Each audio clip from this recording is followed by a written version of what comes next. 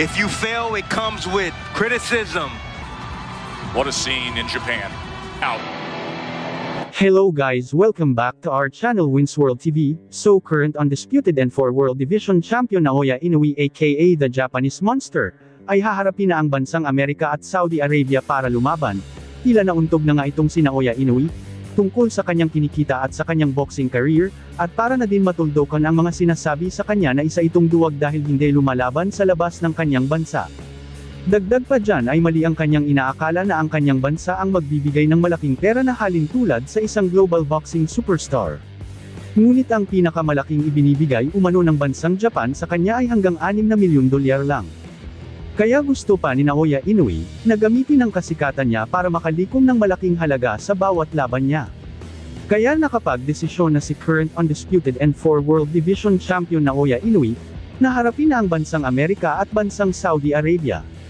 Dahil sa kasikatan ngayon ni Naoya Inoue ay tiyak na maraming promoter ang magbibigay sa kanya ng malaking halaga para lumaban sa labas ng kanyang bansa.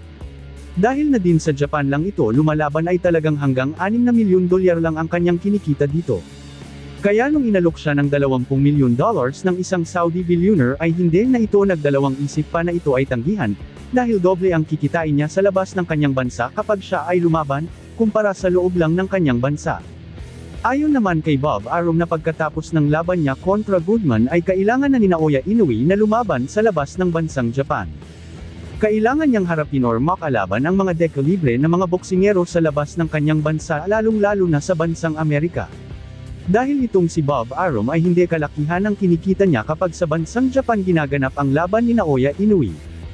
Hindi tulad noon ni Manny Pacquiao na talagang malaki ang kinikita niya dahil na rin sa pay-per-view nito. Habang si Inoue kapag ito ay may laban ay hindi po siya pay-per-view, kadalasan ay ang laban niya ay makikita lang sa YouTube Live at ibang livestream na maliit ang kita kumpara sa pay-per-view. Sa pay-per-view kasi ay doon talaga kumikita ang mga laban dahil buong mundo ang makakasaksi sa laban. Idagdag pa dyan ang mga tiket na nakakalula ang presyo sa loob mismo ng venue, na kadalasan ay puro mayayaman at mga sikat ang nandoon para manood ng live sa laban. Dahil naman sa paglabas ni Chavez Singson na kasama ang former 3 World Division Champion Cuadro alas John Riel Casimero, ay nabuhay muli ang matagal na inaasam ng karamihan ng laban Naoya Inoue versus John Riel Casimero.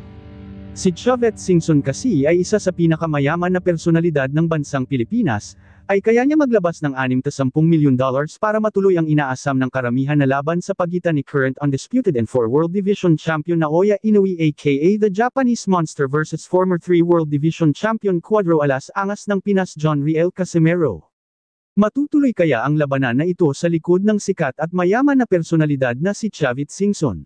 Ngunit bago yan, ay panoorin muna natin ang pinaka-panabik na laban ni current undisputed N4 World Division Champion Naoya Inoue aka the Japanese Monster laban kay Luis Nery na ginanap sa bansang Japan, na kung saan ay unang round pa lang ay nakatikim na agad si Naoya Inoue ng pinakaunang knockout sa buong boxing career niya.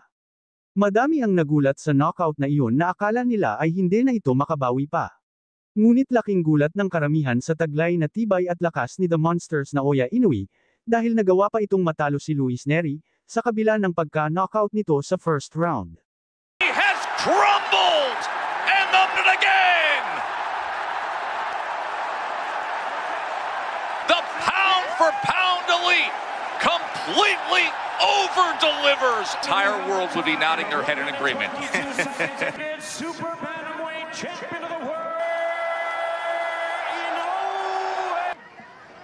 But look at the combinations. He knew great right hand. Didn't really put a whole lot of torque. The finishing shot here, right as I pull. All 4 belts. おそらく多くの報道陣に質問されると思いますが、試合が始まってからというのは、井上尚弥対というのは本当に期待に応えて多くのお客さん、ファンにとってはいろいろと因縁とかっていうのはあったんですけど、方をし続け本当に強いですね。そうですね。ネリー選手を倒して湧いた大歓声って。Samantala, ipanoorin muna natin ang pinakamalaking laban ni Cuadro alas John Riel Casimero, kamakailan lang naginanap dito sa bansang Japan, na kung saan ay kanyang nakalaban si former world challenger Saul Sanchez. Sanchezのパスタ。左手。サンチェスのパスタ。カシメロの左が火を吹いた。2度目に匹敵するものを見せなくてはいけない両者、ジョン・リエル・カシメロ VS サウル・チャンス・サンチェス。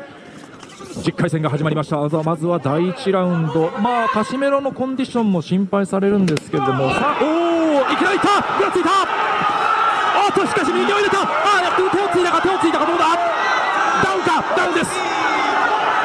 チェスもいいカウンターあったんですけどね、勝った後に。いや、さすがカシメロ、好記録ありますね。いきなりだ、まだ30秒経っていません。まずはダウンを奪ったのはジョン・リエル・カシメロ。なんとかちょっと手を思わずついてしまったというようなことになりました、サンチェス。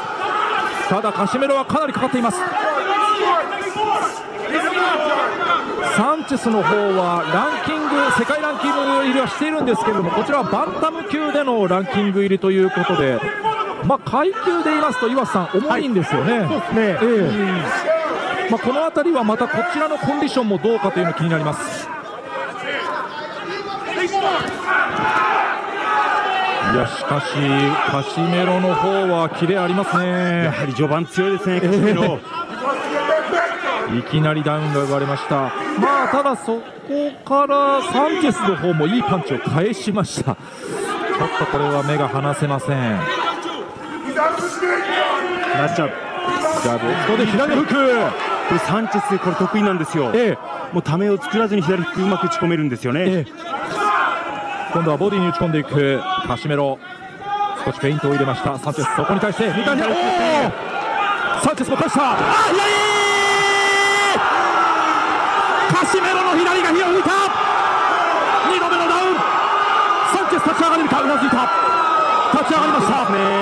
残りは1分。さあカシメロが来るか、仕留めに来る。サンチェスしのげるか。